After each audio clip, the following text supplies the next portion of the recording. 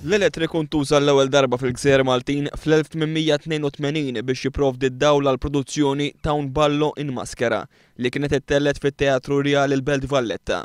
Illum 130 sena wara l-elettriku jinsab fi kważi kull rokna ta' Malta u Għawdex permezz tal-Korporazzjoni Enemalta.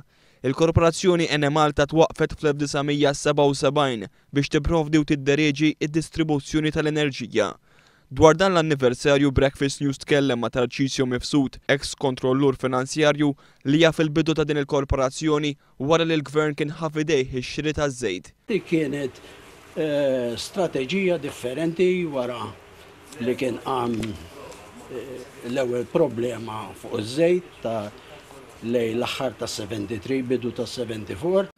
Sfortunatament illum l-Enemalta hija assoċjata ma' dejn kbir li għandha, però l-affarijiet ma kunux minn dejjem hekk. Tarċisio Mifsud jgħid li fil-bidu tagħha l-korporazzjoni kellha biss ftit aktar minn 11 miljun euro dejn. Fl-10 snin ta' wara l-korporazzjoni daħlet għal diversi proġetti kbar billan li tilħaq għad-domanda tad-dawl biex sal-1887 is-sena li fiha kien hemm bidla fil-gvern għal qed bdejn ta' 62 miljun euro. Din iċ-ċifra iżda fil-preżent splodiet għal 700 miljun euro bl-Aġenzija Internazzjonali ta' Kreditu Standard & Poor's fil-jiem li għaddew tgħid li din il-korporazzjoni din is-sena biss mistennija tagħmel telf ta' 60 miljun euro. L-Enemalta issa mittu follaw minn kien ħawer il-Ministru Ostingat sar id-Dipartiment tal-Gvern. Allora meta ssir Dipartiment tal-Gvern jintelef dak il-pride. Dak il-pride jisu m'hemmx pride mhux xorta nitilfu bħalmu Dipartiment tal-Gvern jitlef il-flus.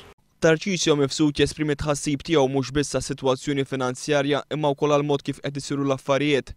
Staqsa kif sissa għadha mhux tingħata spjegazzjoni għala Malta qed tixtri l-fuel bl-ogħla prezz fost il-pajjiżi mill-Unjoni Ewropea u rrefera wkoll għall-kritika li jagħmel l-Awditur Ġenerali.